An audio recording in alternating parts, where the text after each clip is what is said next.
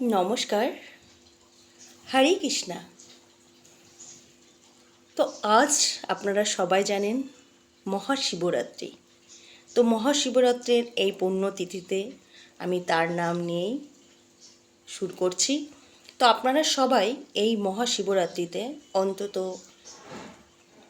একবার হলেও তার মহামৃত্যুঞ্জয় মন্ত্র পাঠ করবেন। তার মহামৃত্যুঞ্জয় মন্ত্রটা আমি একটু পাঠ করছি, আপনারা শুনুন।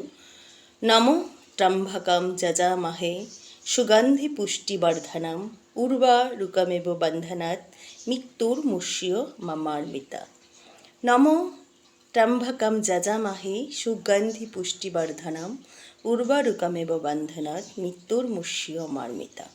নমো ত্রম্বকম যজামহে সুগন্ধি পুষ্টিবর্ধনম উর্বারুকমেব বন্ধনাৎ মৃত্যুর্মুষ্য মমার্মিতা। তো এখন প্রশ্ন হচ্ছে, আপনারা ভাবছেন দুদিন শিবরাত্রি, তো কোন দিনটা আপনারা করবেন?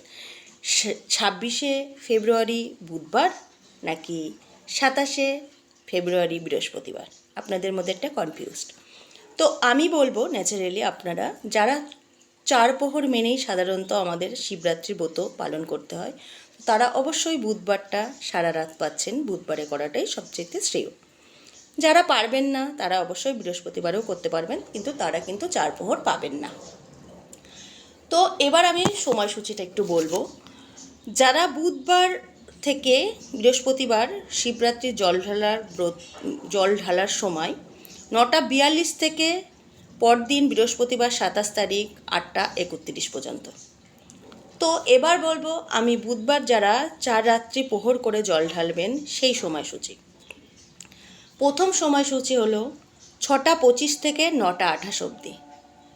6:25 থেকে মাথায় রাখুন 26 তারিখ বুধবার, 26শে ফেব্রুয়ারি বুধবার 6:25 সন্ধ্যা 6:25 থেকে 9:28 পর্যন্ত আমাদের প্রথম প্রহরের জল ঢালা। তখন আপনারা অবশ্যই ঠাকুরকে দুধ নিবেদন করবেন।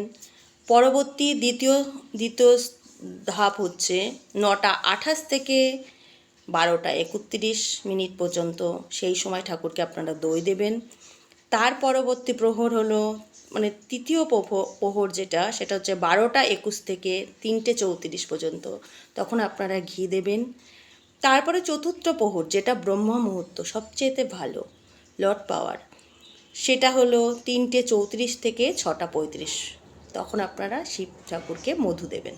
অবশ্যই আপনারা পালন করুন, আমিও করব। নমস্কার।